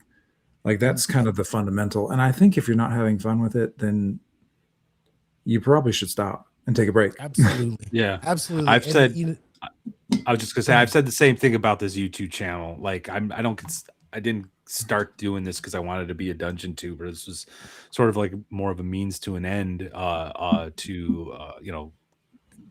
showcase my stuff, get my show. But it's morphed into like this way of like connecting with people. And I sort of we're probably going to have an entire episode on this, in all honesty. But where I'm at right now, it's like this is a way for people to connect with other creators, learn about the hobby, improve their own understanding of the hobby, and that should be the focus, I think. And that's why, like, you know, I appreciate all the super chats. It's helping us get to North Texas Con. Yeah. But like, no, thank you guys we'd still be very doing much. it. I'll pay for the room. Yeah, I did actually. You guys are help paying for our room. But yeah, I'd still be doing it. Just but I'll stop when it becomes work. When I feel like this becomes work and it's not fun anymore, you know. So I mean, there's some aspects where it is work. Like it is, Yeah, it's effort. Like there's, I mean, gosh, writing novels is effort. Like I was the first draft for, you know, you asked about experimental stuff. We do have a kind of genre blending novel out right now called Oak Ridge, which I will give you the thumbnail description of. It is, it is portals being the Oak Ridge Particle Accelerator. People are opening portals in a post CME America set in the future, and portals open up and demons come out of portals that are definitely UFO and Bigfoot style demons. And a bunch of rednecks basically knock them back. And then the United States military turns around, invades hell through the portals. And it ends with a, you know, the Davy Crockett, the famous Cold War handheld. Oh, yeah. Bazooka nuclear. It ends with the main character sniping the devil with a nuke. So that's a lot of fun. It's a ton of fun. It was also a lot of work. It was a ton of work to do that, because you know that was my first time just doing the entire draft first. But that was, you know, so it was a lot of work, but it's also fun. I mean, that's the kind of stuff that's fun. Well, that's I make this joke. I've made this joke before. I've been making this joke for a long time. It's like there's a difference between work and fun. Like fun can be work, but it's still fun, like you just said. Right. But the moment fun is work, it's not fun anymore. Exactly. And that's kind of what I mean when I say, like, you know, the moment I feel like this has become work, I'm just going to shut down the YouTube channel and go back to rolling dice by myself and with my friends here at home. You know what I mean? I'll still Which is funny because nobody's more prone to make this gig work than you. Like you say, as soon as it's work, I'm going to stop. But you are, guys, we got to think of some things. Like, yeah, but that's fun. Think about it more. That's true. That's true. I'm just saying that's. Well, yeah. See, I'm type AAA personality though. Yeah. Right. I've had to explain to Matt, I've walked on stage and not known any of the songs or other musicians. Let's just do what we're going to do, man. You know? The odd couple. Anyway. Yeah, it is the odd couple. Yeah. Death Angel Shadow. I was actually born. So Death Angel Shadow was talking about being close to Oak Ridge. I actually was born in Oak Ridge, Tennessee. So I know of what I speak. It is, you know, you hear all kinds of weird stuff about CERN and everything, but that's America's CERN. Like there's particle accelerators up there. There's a nuclear program up there. It's a cool place. You're going to get me going off on a tangent about all of the things I read. And I just told somebody my UFO story today. I've told a total of 6 people my UFO story. Anyway, well, why don't you tell 1,000 people right now, Gary? Well, I had this friend who used to garbage bags. Seriously, I'm curious to hear. No, well, yeah. I'll tell you the truth, man. For the longest time, I didn't say anything about it because I'm going to tell you the real fact of the matter. I was a kid, and I was out on a piece of land with a bunch of other guys. We were younger. I think I was very early 20s. And through another really long, hilarious story, we had come upon these garbage bags full of psilocybin mushrooms. Yeah. So we go out to this field, and I don't know what happened, man. We just started eating these motherfuckers. Anyway, it just happened. Well, usually, you eat one and you go, but have you ever been confronted with a garbage bag full, in a place completely safe for the next 48 hours? I was on a ranch, like nobody could come out. You know what I mean? So anyway, we got a little carried away, and the whole story is kind of crazy. But everybody wound up walking off into the woods by themselves. I went through this whole mental. It was like I was a monkey and came back out. And at the end of the night, as the sun was about to go, the end of the day, as the sun was about to go down, we all gather back where we started, and we're kind of sitting there, and we're kind of being quiet. We're kind of all lost in our own thoughts, and I start thinking about just the universe and the galaxy and whatever. And I swear to God, and I know this is drugs, that's why I don't tell the story. I felt like I was having questions answered. And the dude next to me was even further in. He was like cross-legged on a blanket. You know what I mean? And you can just kind of tell when you're vibing, right? So then way in the distance, the sun's going down, the top of the sky, it's dark. And I'm hallucinating these communications. I start seeing this little ball. And then I see another one, and then I see a third, and my buddy who's on the blink is like, Gary, do you see that? I was like, see what? And he says, those three things. I'm like, fuck, dude, I do see it. You know what I mean? And we're both, I do see it, I do. And then everybody around us like, oh my God, what is that? What is that? And for a good 2 minutes, we watched these things, convinced it was a UFO, but back behind us, there was a frat dude who we were hanging out with, who had like wrapped himself around the pony keg we had bought. And out of nowhere, his name was Christian, by the way. I'm not blaming it on the Christians. I'm just saying his name was Christian. And he yells, that's an airplane. And I swear to God, at that moment, as it was coming over us, it was like the light hit, boom. And it was a fucking airplane. Wings, no three little things. Like it just switched. And I never told that story a lot because I was on drugs, I was hallucinating until the New Jersey drone shit happened. And when that happened, I saw a video they started out as orbs. Everybody's filming orbs. And then as it came closer, it turned into this oddly shaped model airplane drone thing. Mm-hmm. And I remember I was alone when I saw that. And I was just like, but I can't say one thing or another because I was on a lot of psilocybin. There's my UFO story. Yay. There you go. Yeah. I think it was real.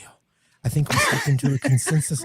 I think we all for a minute stepped into a consensus reality because I don't think they're from another planet. I think they're interdimensional organic artificial beings designed to work with us because fourth dimensional beings can't. Anyway, I'll go away. That was awesome. This is what you get with 4 drinks, bro. Yeah. That's awesome. Sorry. I know that's ridiculous. We had someone on here a couple weeks ago. Oh, God. Matt? Yeah. Yeah. Did you see that? Did you see that, Ben? Or which one? I've seen most of them. Chris Miller? Was Chris it Miller? Matt? Mm-hmm.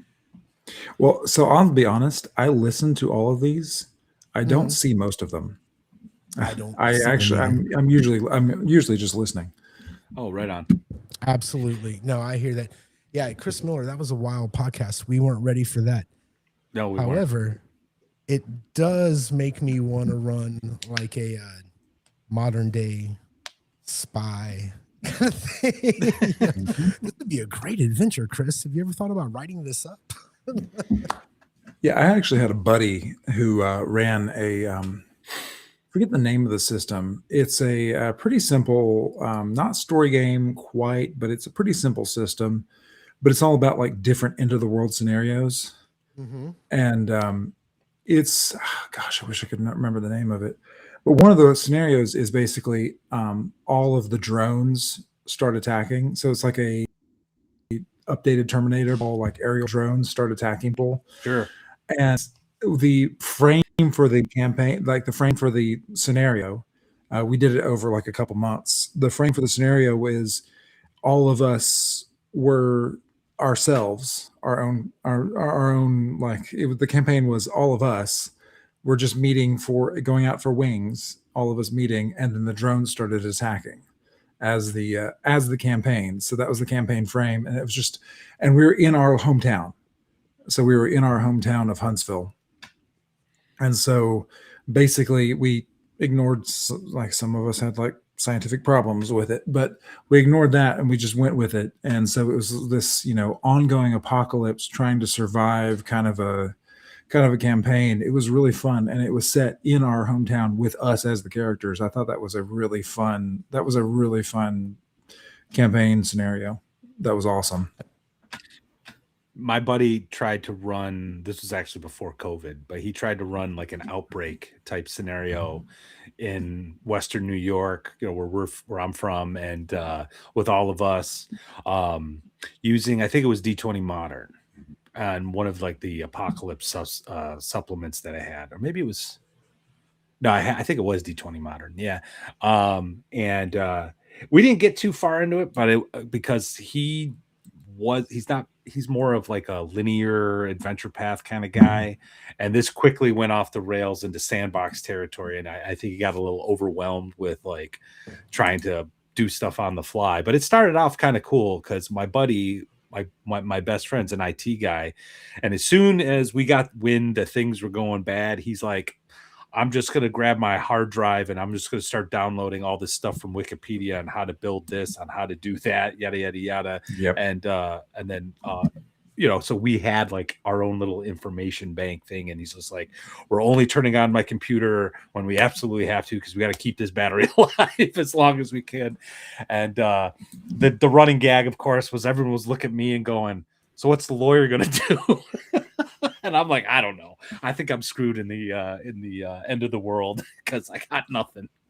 But yeah, it's fun. It's fun to do that kind of like in the backyard, because I also did a alien or Walking Dead scenario.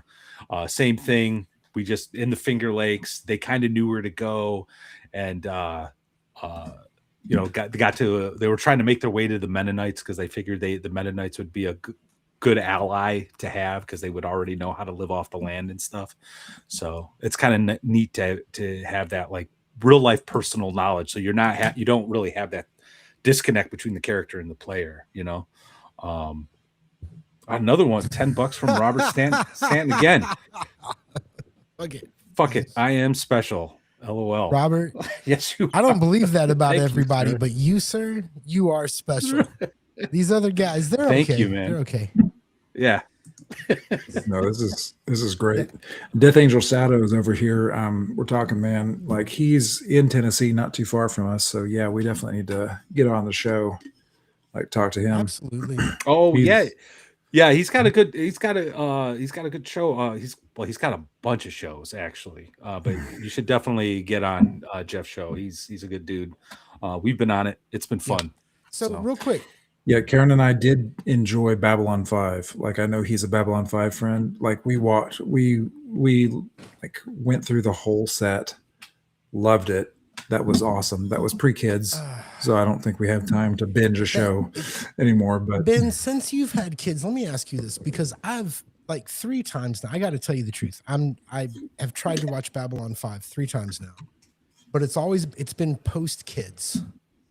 And I think that my brain's ability to deal with bad CGI and, all the things you have to accept, right? I love old Doctor Who, but you got to accept, you got to be okay with some things. You know what I mean? You got to be okay with it. After kids, my tolerance is really, you think I can do it? I don't know. Babylon 5. Probably once they're a little older. Yeah. I mean, we probably have the time now, but we're filling it with writing together. So yeah. And now we have a teenager who's able to roll eyes at us while we talk about this stuff. But I mean, I wouldn't change it for a world. They're awesome. But it's definitely awesome. But yeah, Babylon 5 takes some work. Yeah. I feel like whenever I try to watch Babylon 5, I'm always like, I know there's a good show in here, man. I just can't make myself care. What is going on? Everybody I know loves this show, and I can't get through 3 episodes. There's a lot of great characterization in that show. Londo is like my favorite character. The dynamic between Londo and Jakar is like Shakespearean. It's just so awesome. But there's a lot of stuff that's like dropped in the first season that ends up becoming really important down the road. It's really smart. It's really smart. Like it's to the point where like the janky mid to late 90s CGI doesn't really bother me. Because I'm too invested in like the politics and all that stuff. So that actually brings up a question. This is something I've never asked you before, Ben. I feel like we know you pretty well, and we're kind of asking you questions for the audience a lot of times. Have you ever run a game in an IP? Like, have you? Is that something you've ever done? Yes, I ran. So you know Paizo Starfinder, right? Yeah. Yep. I ran I'm trying to think of how long it was. A 6 month. It was 6 months because we met every 3 weeks because that's just how it worked. Little mini campaign of StarCraft Finder. Oh. So I took the StarCraft classes and modified it for Blizzard StarCraft. And so it actually worked shockingly well. And I statted out races of Protoss, and then I made like a medic class, which then they actually added a biohacker. They actually so I actually released and then like for a later splat book, I forget which it is. Paizo actually added a biohacker, and I was like, whoa. So I definitely understood the system math because it looked a lot like my medic. So I ran for 5 friends, I ran a very focused mini campaign of StarCraft Finder. And that was a lot of fun. Yeah. I had a really good time with that. Well, I almost want to do a show on this with a few different guys we know to get their experience, because I've found that, running an IPs can be really easy and a lot of fun, because that whole thing where you have to, sometimes you just got to be on your feet and deal with the situation and what would happen here? Well, if you're playing in Star Trek or Star Wars or Battlestar Galactica or Marvel or whatever, you've got a pretty good idea of what's going to happen if somebody does that or what this place looks like. So I was just curious. You're such a creative guy. I just didn't know if you had ever bothered with anything like that, Oh no, like doing an established IP is great. I mean, I've played in other people's game. Again, I'm not picky when I play. When I play, I'm up for anything. And I've played in IP, other people's IP. That's great. I love that stuff. I don't think you're somehow losing as a GM. Like, I don't think there's any shame in running in somebody else's IP. Like, I think the creativity is, honestly, it's with the players for how they're running around things. Now, I don't like somebody so there was it was in the 90s when there was a big trend of just having you want to play as Superman. Oh, right? yeah. So it's a Supers game. You get to play as. I don't like that. I don't like that kind of thing. But if it's in a general world and IP and you're telling other stories in it, yeah, sure, by all means. And to answer Dan, he was talking about Protoss for life. We discovered when we're actually role playing that Protoss have absolutely zero chill. They seem to do that.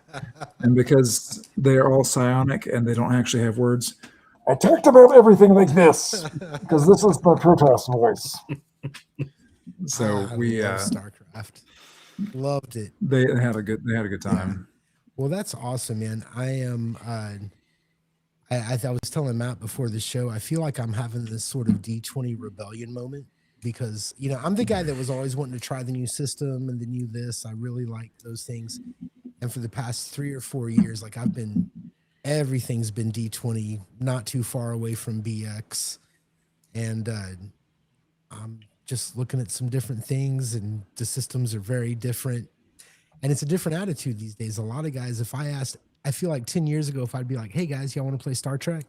I'd have a million dudes be like, yeah, hell yeah. And now I don't know if that's the same. Everybody's influenced by the real world and what they think about this property or that property. And I think it's hard to convince people for some things. Yeah, for example, I would not want to run a Star Trek game with the Enterprise, with a Kirk and a Sulu and an Uhura and a Spock, But I wouldn't mind running a Star Trek game with a different starship that's Right. on another mission. Like and using the Federation, using the setting, I would not mind that. I would actually enjoy that. I think I could see having fun with I that. agree with Yeah, you. With I think one I would exception. too. I agree with you with one exception. I think that the original Marvel superheroes plays great using using the characters they give you from the universe. I think that's the one place where I'll differ from that. But we also spent the majority of our time with that game making our own characters. Yeah. But it was still cool. Yeah, Brian ran us through like a one shot years ago, where I played Spider-Man and It was Kitty did you play? motherfucking Pride. That's right. Yeah, you played Kitty Pryde. And it was fun, but like it was fun, and Brian is a great game master. But yeah, no, I would much prefer, kind of like you said, I'll be in that universe, but I kind of want my own character. I want something different. I don't want to like play Superman, or I don't want to play Kirk. I think at that point too, you run the risk of like it becomes more like fan fiction. Yeah. You know what I mean? And like there was there's the Firefly role playing game that's out there. It's like but you're playing them. I'm pretty sure you're actually playing them, and it's like no, I'll play in that universe because its universe is awesome. But yeah, I just don't. It's not the same. It's not the same. But yeah, fan fiction is, I think, a stage everybody has to go through. Yes. I wrote fan fiction when I was a kid. I'm kind of sad, they say the internet's forever, but I looked and found, and I could not find it. I wrote a 20 to 30,000 word fan fiction story for Homeworld. If you've ever, if you know it's an RTS, a 3D space RTS. It was the game of the year in 1999, I believe. It was a great game. And I remember I actually posted fan fiction on that forum that was kind of following along a pilot, because the whole deal for Homeworld is it's about a bunch of people who don't realize that they're exiles going and finding their homeworld, and being chased and discovering weird it's space stuff. Yeah. It's great. It's very Battlestar Galactica, actually. It's a great game. It's a great RTS game. But I actually wrote the fan fiction for that. I kind of wish I could look and see, what evolved from that. Because I think fan fiction is a place where we start a lot of the time, and it's kind of where we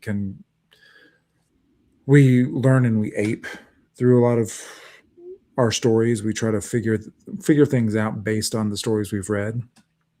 But I think it gets old. yeah, I don't think there's a long term for that. I think you need to start growing other stories. So if you're in an IP, maybe starting in that is good. Like maybe a Star Trek game should start with everybody talking to the Enterprise. Yeah, but then they go off on their own thing. I've run a lot of Star Wars games, and I will very rarely bring in like those characters. Even the side characters. I want the galaxy to feel huge. Did you kill Leia or something once? I actually, the one time that I really got into the lore and wanted to interweave the lore with the game, we had a great experience. Like it was a great game, but I kind of had this idea, and that game really was like, I wonder if I can pull this off. You know what I mean? And by the end of it, I had rearranged the whole empire, and people were dead that shouldn't be dead. And I didn't actually do it. I just changed one little thing. And then the players themselves kind of changed everything else. And so like in between, like Empire would have been a much different movie. Leia she was bad. She was bad. Yeah, that's right. You didn't kill her. She was like the dark side or something. Well, she never got rescued because the whole thing was that Luke, that scene where Luke and Ben are talking, and he goes, but if they traced the droids to here, they may have traced them back home. And then he runs home and he finds all his family burnt up. The only idea I had is maybe he got that idea a few minutes sooner, and maybe he got burnt up too. And that was all I changed. And then the adventure became the characters with their ship, and there's this broken old man with a couple droids trying to get to Alderaan. Yeah, right on. And after that, it just... So, yeah. You're always getting on me, and you killed the New Hope. I actually transferred the responsibility of that New Hope from one set of characters to another. So I made it their responsibility. Anyway, all right, we're getting close. Ben, thank you so much. Always like having you here. Good luck on this book, man. I'm gonna pre-order it and give it a read. It may be the first book I've read for entertainment in about 3 years. So I'm busy, bro. I'm busy. Yeah. No, I mean, I get it. I get it, man. I appreciate that. Cause the thing is, I know, it's good. I say that, and, with all due humility, but everybody who's read it so far has really liked it, but that is that barely matters for success in this kind of thing. Oh, sure. That is I'd say it's necessary, but not sufficient, but it's barely even necessary. So I'd love for people to be able to check it out, to be able to take a look at it, because that's kind of the thing. And Dan's asking, so it's going to be out in print and Kindle, but it is, and the print, just will reiterate again, the print, if somebody would rather do the print, that should be available for pre-order very soon. The Kindle, it's basically, if you look and see the link that Matt has for the Kindle, it's going to also show the print, but they have to upload the files and proof them for Amazon. But both of them will be out in May 19th. So that's a lot of fun.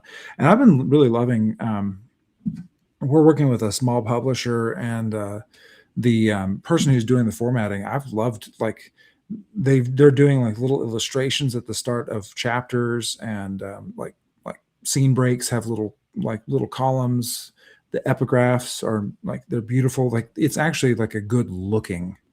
It's a very good looking book too. I was, and that's all layout. That's not that's the good looking part of it is layout. But I'm really hoping it works well. I'm really hoping people enjoy it, because that's the really fun part. I just want other people to enjoy it. Well, I think they will. We've had you on multiple times. You're a friend of the show. We're really glad that you came tonight. We wish you the best. But you're a smart guy. Your wife's pretty smart too. You both of you together are very talented. I think it's going to be great. I'm looking forward to reading it.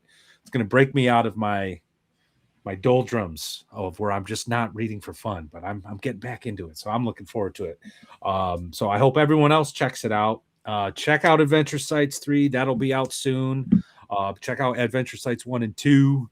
Go to the blog. All those links are down below. And I don't think there's anything else. I think our watch is ended. No, man. Ben, congratulations on getting it done. That's more than half the battle. So congratulations, and I look forward to reading it. I hope to have you back. Thanks, guys. Right. All right. Chat's been great. Really appreciate all the super chats as well. You guys have a great weekend. Buy Ben's book. All right. Take it easy. Take care, guys.